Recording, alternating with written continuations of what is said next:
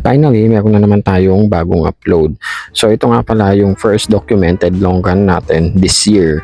Kasi ito na yata yung longest and last long run natin sa training plan na to. So may mga susunod pa tayong long run pero hindi na kasing haba nito. Kasi itong long run natin ngayon is freaking 30 kilometers. O di ba?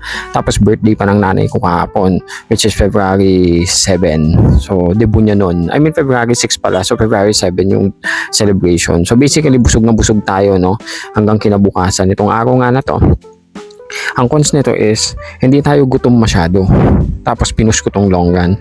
So bago ako tumakbo, kumain muna ako ng konti. Siguro mga ano lang naman, wala naman siyang 1 cup of rice and then more on ulam. Yun nga lang kasi, dahil long run to, damang-dama mo yung bigat ng tiyan sa simula.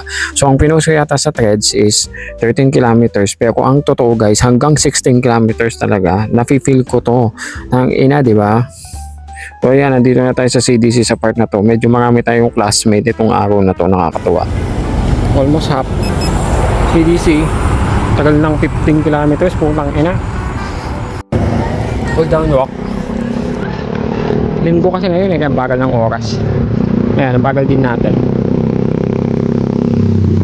Ayun na nga, CDC tayo nag-U-turn. Ayoko na sanang umabot ng CDC kasi nga parang tinatamad na ako magpakalayo-layo. Ang kaso iniisip ko, saan naman ako iikot or mag-spend ng last few kilometers para mabuo tong 30 kilometers na to kapag pauwi na. O di ba? So yun, CDC yung ending natin.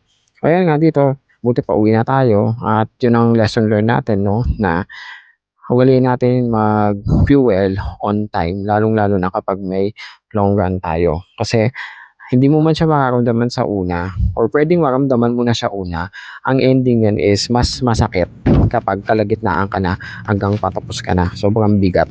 So ayun, finally natapos natin tong kalokohan na to and yun lang, maraming salamat.